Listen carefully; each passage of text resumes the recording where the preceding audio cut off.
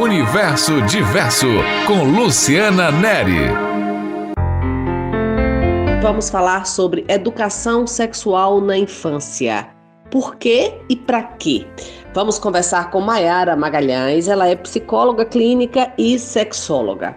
Maiara, muito obrigada por ter aceitado o nosso convite. Para começar, vamos falar sobre a importância de se falar de sexo para a criança. Por que é importante? Para começar, é importante a gente lembrar que não é fácil falar sobre sexo. São anos e anos tratando esse assunto meio que às escondidas, como se não fosse algo natural. Digamos que a gente aprende sobre sexualidade meio que nas entrelinhas, pescando informações, pesquisando ali pela internet. E é aí que precisamos nos atentar quando estamos falando de crianças e adolescentes. A gente precisa ter muito cuidado com o que eles estão aprendendo. E qual é a maior ou a primeira insegurança ou preocupação dos pais quando se trata desse assunto, Maiara? Quando um pai ou uma mãe ou um responsável me procuram preocupado com os filhos, a primeira pergunta geralmente é: quando é que eu devo começar a falar sobre sexualidade? E o que falar? A resposta é muito simples: o quanto antes, desde que essas crianças começam a desenvolver a linguagem, porque eles já têm condições de entender. E por onde é que os pais devem começar? O primeiro passo é ensinar os nomes corretos dos órgãos sexuais. Isso pode ser feito no banho, por exemplo. Pênis deve ser apresentado como pênis. Vulva como vulva, vagina como vagina.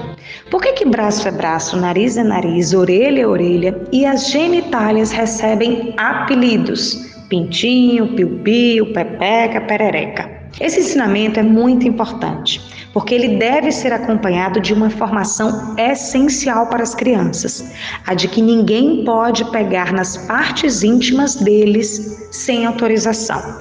Só a mamãe, o papai ou o responsável, mas com um único objetivo, de limpar. Isso mesmo, higienizar.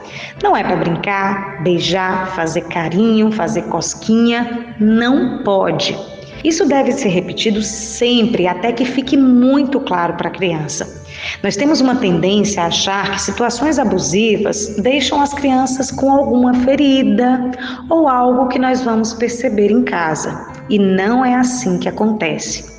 Se algo acontecer, é importante que eles tenham a convicção de que devem contar para algum adulto de confiança. E claro que esse adulto tem que acreditar na criança quando ela trouxer esse tipo de história. Até mesmo porque o abuso algumas vezes vem de onde menos se espera, não é?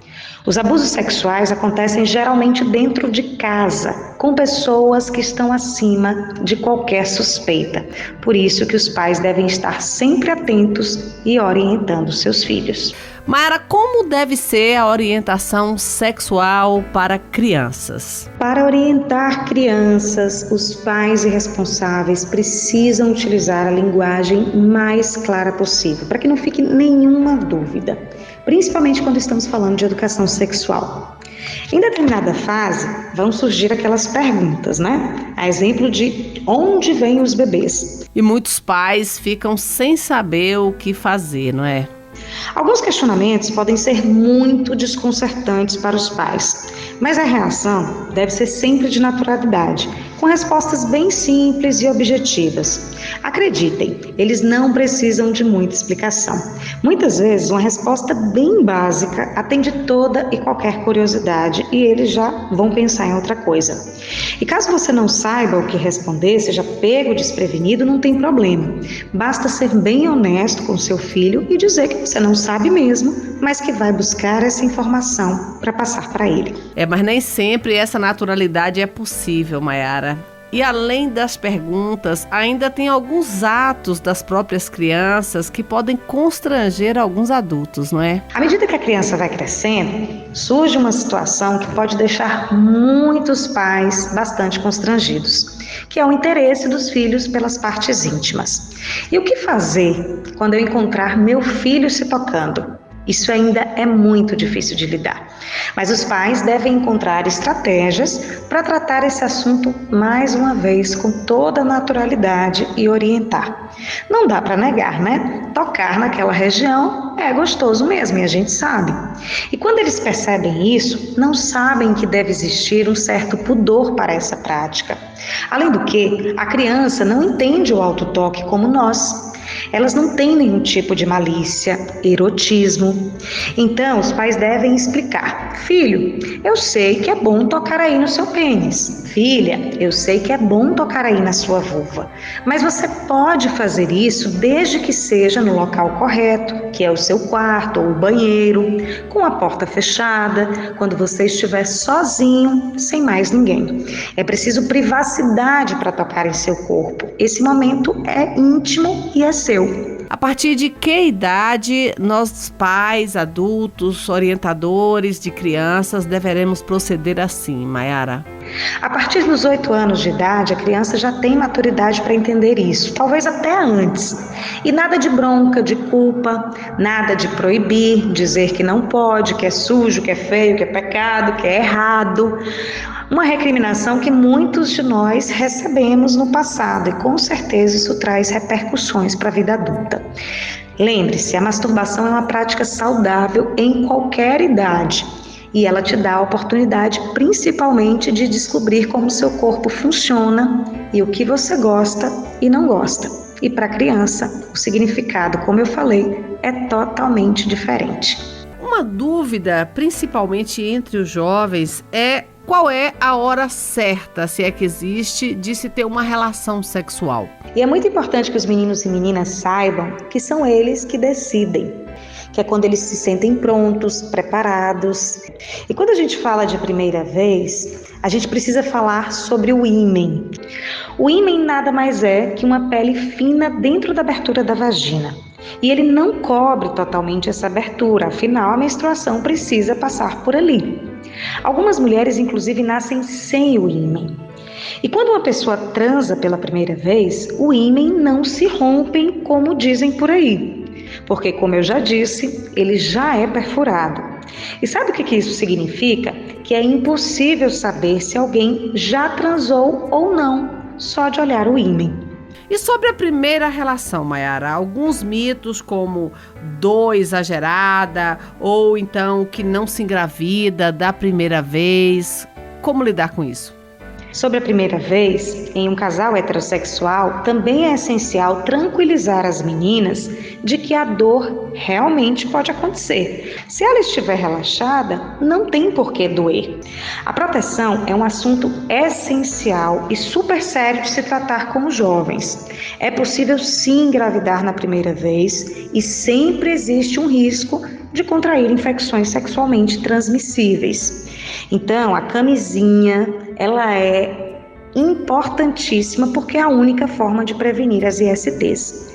Já para evitar uma gravidez indesejada, existem inúmeros outros métodos, desde as pílulas anticoncepcionais até o DIU. Bom, uma prática que já era comum e que se intensificou aí com o avanço do digital foi a pornografia, não é, Maiara? Quais os prejuízos disso? 51% das pessoas entre 11 e 13 anos já foram expostas a esse tipo de conteúdo. E claro que essa estatística vai aumentando e muito com a idade. O problema é que muitos desses garotos e garotas acreditam que os filmes são uma representação do sexo. E isso pode gerar muita ansiedade, muita preocupação, expectativas irreais sobre o sexo. Tamanho de pênis, formato da vulva, ereção, ejaculação, orgasmo feminino, tudo isso é muito diferente do que vemos nos filmes e do que encontramos entre quatro paredes. E entender tudo isso pode evitar muitos problemas sexuais no futuro. Além do que, não existe jeito certo ou errado de transar. O que funciona para um casal não necessariamente vai funcionar para o outro. E o mais importante na educação sexual, consentimento. Não é sempre não e deve ser respeitado em qualquer idade. Tudo que seja feito sem a vontade da pessoa é agressão e é ilegal. Vamos falar dos maiores desafios, para a educação sexual de crianças e adolescentes. Quais são? Eu, Maiara Magalhães, enquanto sexóloga e educadora sexual, ainda percebo uma resistência muito grande dos pais, uma dificuldade, na verdade, e uma resistência principalmente das escolas.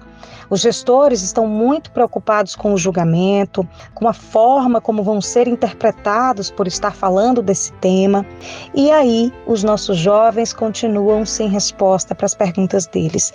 E a verdade é que eles estão cheios de dúvidas, de inseguranças, de ansiedades. E onde é que eles estão procurando essas respostas? Em locais de confiança?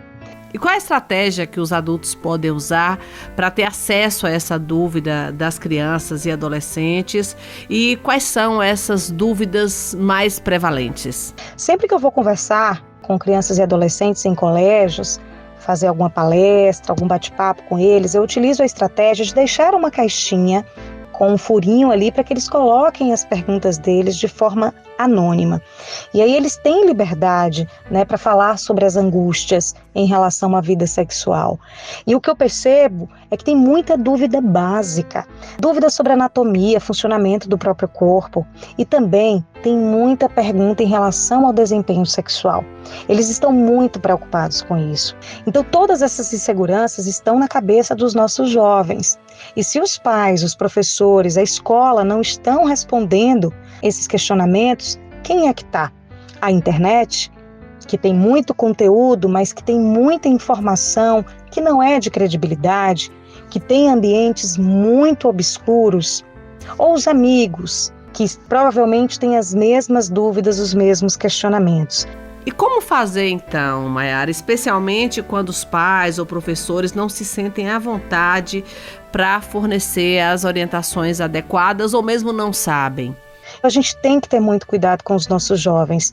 Se os pais, a escola não têm segurança de falar sobre o assunto, procurem um profissional da área, mas não deixem de responder as perguntas dos nossos pequenos, porque eles precisam dessas respostas para vivenciar a sexualidade deles de forma segura, responsável, consciente, de forma plena, de forma saudável. Isso vai refletir na vida adulta. Sem falar que a educação sexual também fala sobre diversidade, respeito aos desejos, às decisões dos outros, a orientação sexual, a identidade de gênero, e fala principalmente sobre consentimento, que a gente precisa respeitar o desejo do outro. Então esse é o meu recado para vocês e eu espero ter ajudado. Muito obrigada, Maiara.